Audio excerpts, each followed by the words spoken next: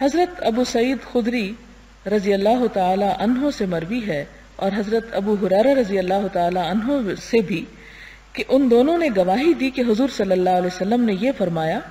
جس شخص نے کہا اللہ کے سوا کوئی عبادت کے لائق نہیں، یعنی لا الہ الا اللہ واللہ اکبر، اور اللہ سب سے بڑا ہے، تو اس کا رب اس کی تصدیق کرتا ہے اور فرماتا ہے میرے بغیر کوئی عبادت کے لائق نہیں اور میں سب سے بڑا ہوں۔ اور اگر بندہ کہے اللہ تعالیٰ کے سوا کوئی عبادت کے لائق نہیں، وہ واحد ہے، اس کا کوئی شریک نہیں، تو آپ نے فرمایا اللہ تعالیٰ فرماتا ہے کوئی عبادت کے لائق نہیں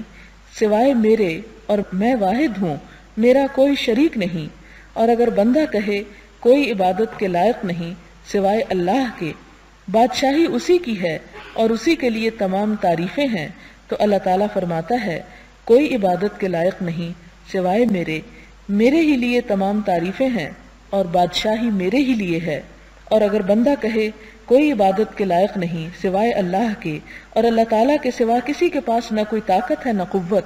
تو اللہ تعالیٰ ارشاد فرماتا ہے کوئی عبادت کے لائق نہیں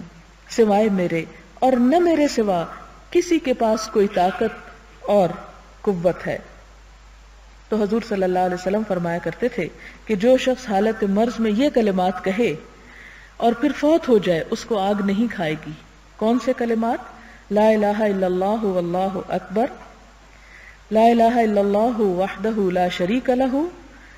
اور پھر لا الہ الا اللہ لہ الملک ولہ الحمد،